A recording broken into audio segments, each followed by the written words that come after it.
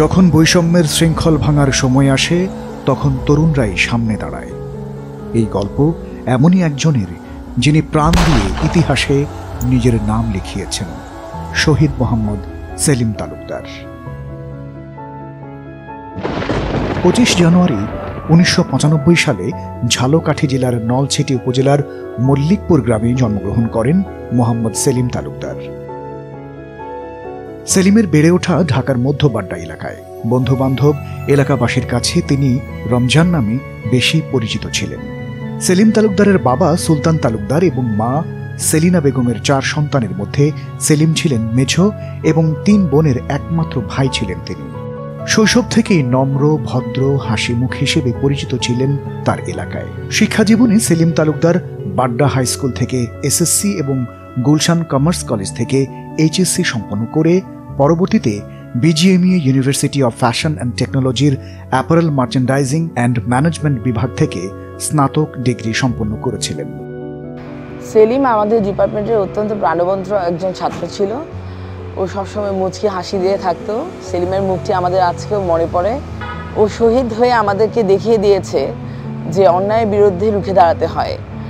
আমরা অত্যন্ত গর্বিত যে সেলিম আমাদের ডিপার্টমেন্টের ছাত্র ছিল। পেশাগত জীবনে সেলিম তালুকদার নারায়ণগঞ্জের metro knitting and dyeing mills লিমিটেডের সহকারী মার্চেন্ডাইজার পদে চাকরি করতেন। 2023 সালের 4 আগস্ট পরিবারের পছন্দে বিয়ে করেন সুমি আক্তারকে। পরিবার, দায়িত্ব আর স্বপ্ন সবকিছু তখন গুছিয়ে নিচ্ছিলেন ধীরে ধীরে। আমার 16 বছর বয়সে বিয়ে হয়েছে। আমি 17 বছরে বিধবা হয়েছি। একটা মেয়ে জানে যে তার স্বামী দুনিয়া না থাকলে যন্ত্রণা কি বা কষ্ট কি আমরা কেউ বুঝাইতে পারি না, যে আমাদের বুকের ভিতর কি কি হাহাকার। 16 বছরের নির্যাতন নিষ্পেষণে পিষ্ঠ বাংলাদেশের মানুষ ভুলতে বসেছিল তার অধিকার। বাংলাদেশের শিক্ষা, চাকুরি এবং সামাজিক সুযোগের কাঠামো দীর্ঘদিন ধরে নানা ধরনের বৈষম্যের শিকার। সুযোগ বন্টনে অসাম্য, যোগ্যতার চেয়ে কোটা ও প্রভাবশালী গোষ্ঠীর সুবিধা, এইসব নিয়ে দীর্ঘদিন শিক্ষার্থীদের মধ্যে ক্ষোভ জমে উঠেছিল। 2024 সালের শুরুতে এই ক্ষোভ বিস্ফোরিত হয় এক অভূতপূর্ব বৈষম্য বিরোধী ছাত্র আন্দোলন। স্বৈরাচারী সরকারের বিরুদ্ধে ছাত্র সমাজের নেতৃত্বে গড়ে ওঠে বৈষম্য বিরোধী আন্দোলন। দেশের বিভিন্ন বিশ্ববিদ্যালয়, কলেজ এবং এমনকি গ্রামীণ এলাকার তরুণরাও এই আন্দোলনে যুক্ত হয়। সারা দেশে ছাত্র জনতার ঢল, মুখে মুখে উচ্চারিত হয় স্বৈরাচারের পতনধ্বনি। একজন সচেতন নাগরিক হিসেবে সেই আন্দোলনে যোগ দেন সেলিম তালুকদার। আমার ছেলে আহত হয়েছে 18 তারিখে, জুলাই 18 তারিখে। 17 তারিখে রাত্রে ও আমারে খাবার টেবিলে বসে বা খাবার দিছি, খাবার টেবিলে বলতেছে, আম্মা দেখো একটা জিনিস। আপনি কি? তখন ওই যে আবু সাইদ যে বুকে গুলি, হাত ছড়ায় যে বুকে গুলি নেছে, এই সিনারিগুলো আমার ছেলে আমার দেখাইছে।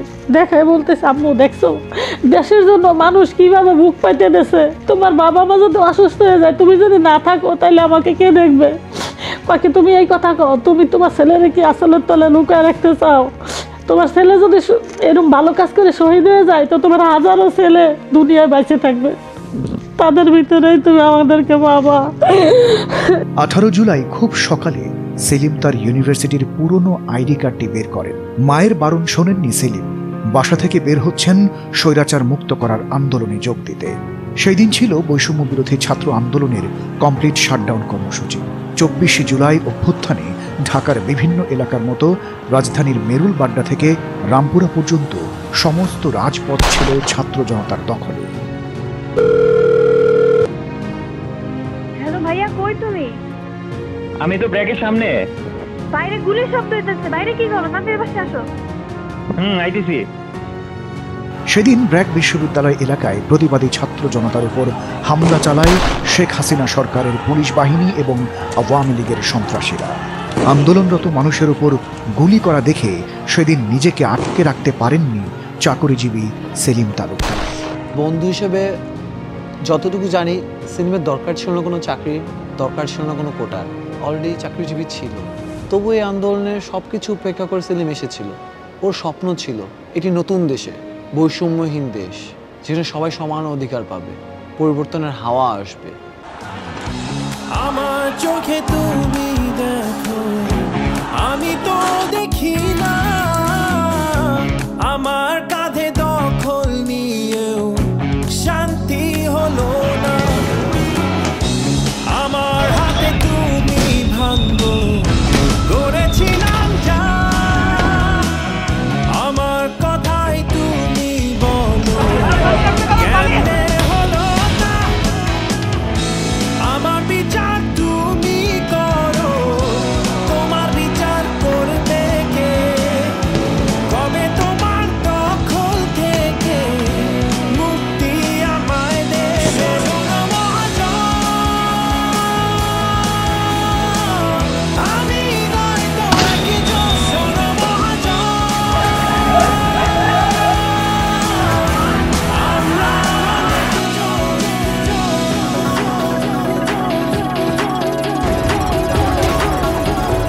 ছাত্র জনতার সাথে পুলিশ ও ছাত্রলীগের থেমে থেমে সংঘর্ষ হতে থাকে।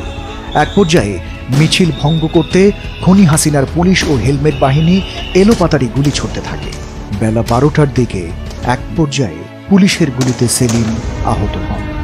শটগান থেকে ছোড়া অসংখ্য স্প্লিন্টার আঘাত করে তাকে। মাটিতে লুটিয়ে পড়েন সেলিম। তার শরীরের রক্তের রাজপথ লাল হয়ে যায়। বেলা 1টার দিকে সেলিমের ফোন থেকে অপরিচিত একজন ফোন করে তার পরিবারকে জানান, আপনি কি সেলিমের আম্মু? হ্যাঁ, কে বলছেন? আপনার ছেলেকে ফরাজিতে ভর্তি করা হয়েছে। তারপর থেকে বন্ধ পাওয়া যায় সেলিমের ফোন।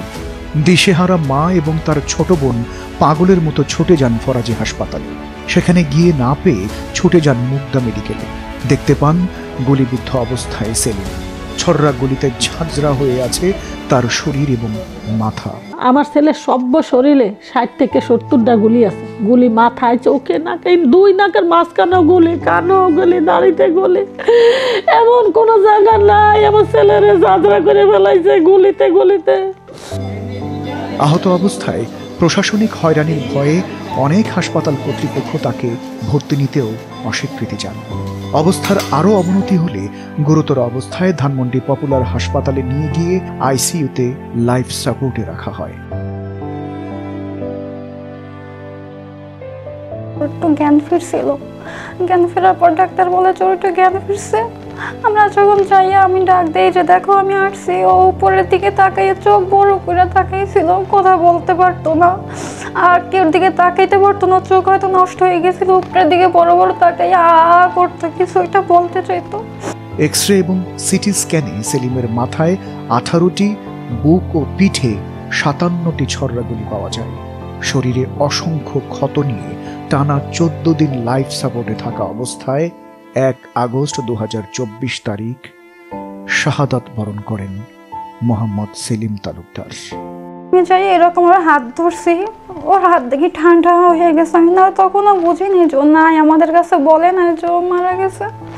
আমি মাগরিবের নামাজ পড়তে গেছি, তখন ডাক্তার এসে বলতেছে যে তাকে আর বাঁচান যাবে না, তার কাজ হবে না, যদি আপনারা চান তারা নিয়ে যেতে পারেন। আর হয়তো 1% আছে, 99% নাই, আমরা লাইফ সাপোর্ট খুলে ফেলবো। তারপর আমরা তখনও বলছি যে দেখেন তারা বাঁচাইতে পারেন কিনা।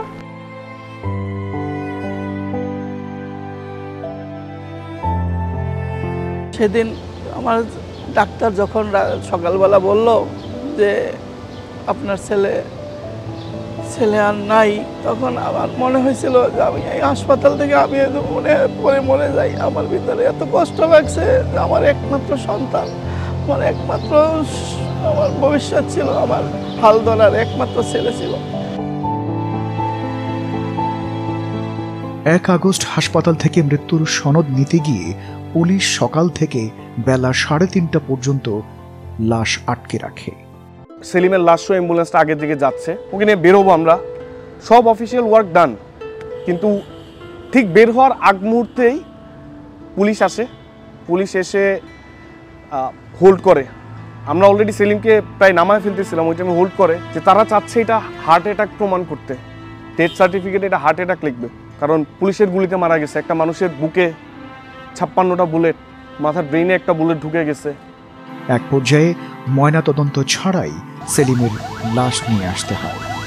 বাড্ডার লিংক রোডে কুমিল্লাপাড়া এলাকায় প্রথম জানাজা শেষে রাতেই গ্রামের বাড়ি নলছিটি উপজেলার উদ্দেশ্যে রওনা হয় তার পরিবার। 2 আগস্ট সকালে দ্বিতীয় জানাজা শেষে নিজ বাড়ির মসজিদের পাশে চিরনিদ্রায় শায়িত হন বীর শহীদ সেলিম তালুকদার।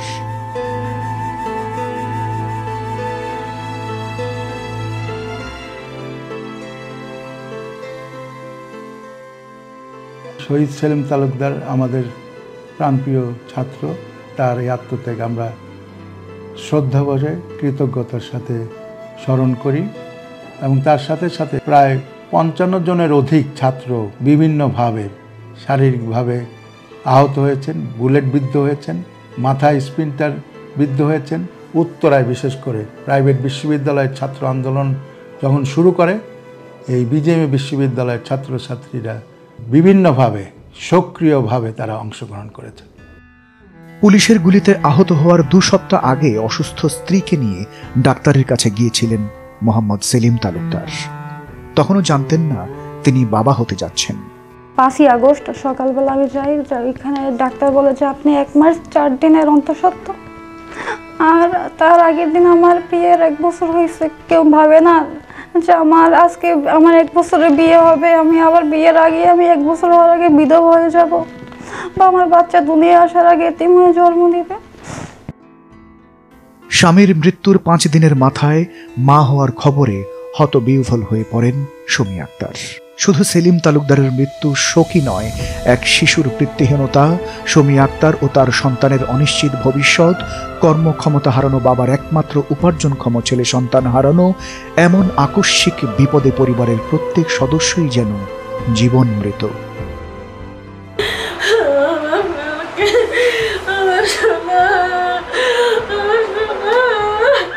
অনেক অনেক ভালোবাসা দিয়ে মানুষ করছি, সেই ভালোবাসার ছেলে আজকে আমার ঘর শূন্য করে আল্লাহ নিয়ে গেছে। বাইসে থাকার আমার মরিয়ে যাওয়াটাই মনে, ছেলের আগে যদি আমার আল্লাহ নিয়ে যেত তাই মনে আমার ভালো ছিল।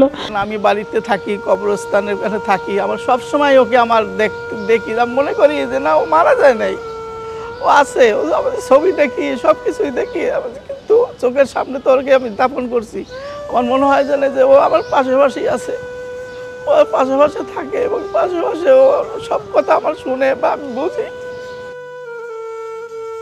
বাবা সুলতান তালুকদার বহু বছর আগেই হারিয়েছেন কর্মক্ষমতা। একসময় নিজের রেন্টে কারে যাত্রী পরিবহন করতেন জীবিকার তাগিদে, কিন্তু 66 বছর বয়সে দীর্ঘ সময় গাড়ি চালিয়ে বসে থাকলে হাত পা ফুলে যায়, অসহনীয় ব্যথায় নড়াচড়াও কঠিন হয়ে পড়ে। কর্মজীবনে ফেরার সম্ভাবনা এখন একেবারেই নেই। এই সংসারে আর কেউ নেই যে হাল ধরবে। প্রতিটি সকাল যেন তাদের জন্য নতুন এক অজানা শঙ্কা নিয়ে আসে। কিভাবে চলবে সংসার, কি হবে সেলিমের সন্তানের ভবিষ্যৎ? অনিশ্চয়তার অন্ধকারে ডুবে আছে সেলিমের পরিবার, যেখানে প্রতিটি নিঃশ্বাসই এখন শোক, দুঃখ আর অপেক্ষার ভারী বোঝা। আমরা বিজিবি ইউনিভার্সিটি শহীদ সেলিম তালুকদারের প্রতি কৃতজ্ঞ। বৈষম্যের বিরুদ্ধে তার অক্লান্ত লড়াই ও আত্মত্যাগ প্রমাণ করে আমাদের সমাজে কোনোভাবেই বৈষম্যের স্থান নেই। আমরা আমাদের স্থান থেকে তার সম্মানার্থে সর্বোচ্চ চেষ্টা করেছি, তবে সে চেষ্টা আমাদের কাছে তার মর্যাদার তুলনায় সবসময় সামান্য। তবে এটা আমাদের হৃদয়ের বৃহত্তর অঙ্গীকারের প্রকাশ। আমাদের বিশ্ববিদ্যালয়ে শহীদ সেলিম স্মৃতিফলক প্রতিষ্ঠা করা হয়েছে, আমাদের লাইব্রেরিটা তার নামে নামকরণ করা হয়েছে। এমন বীর সন্তান এই যুগে খুব কমই জন্মায়। আমরা তার রুহের মাগফিরাত কামনা করছি। সেলিমের জীবন ছিল একটি অন্তর্বৃত্ত স্বপ্নের গল্প, একটি এমন বাংলাদেশের স্বপ্ন যেখানে বৈষম্য থাকবে না, যেখানে তরুণরা সুযোগ পাবে নিজের যোগ্যতা প্রমাণ করার, যেখানে শিক্ষা ও কর্মক্ষেত্র হবে সবার জন্য সমান অধিকার।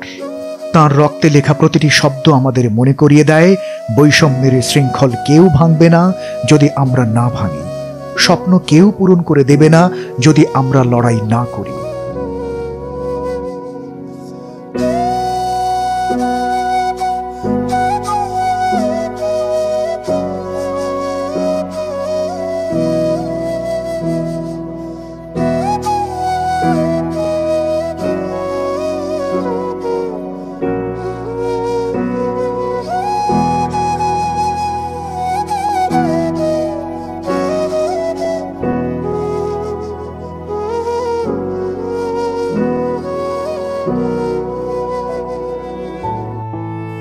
শহীদ মোহাম্মদ সেলিম তালুকদার, তোমার সাহস, তোমার ত্যাগ, তোমার স্বপ্ন আমাদের পথ দেখাবে যতদিন এই দেশে অন্যায় থাকবে।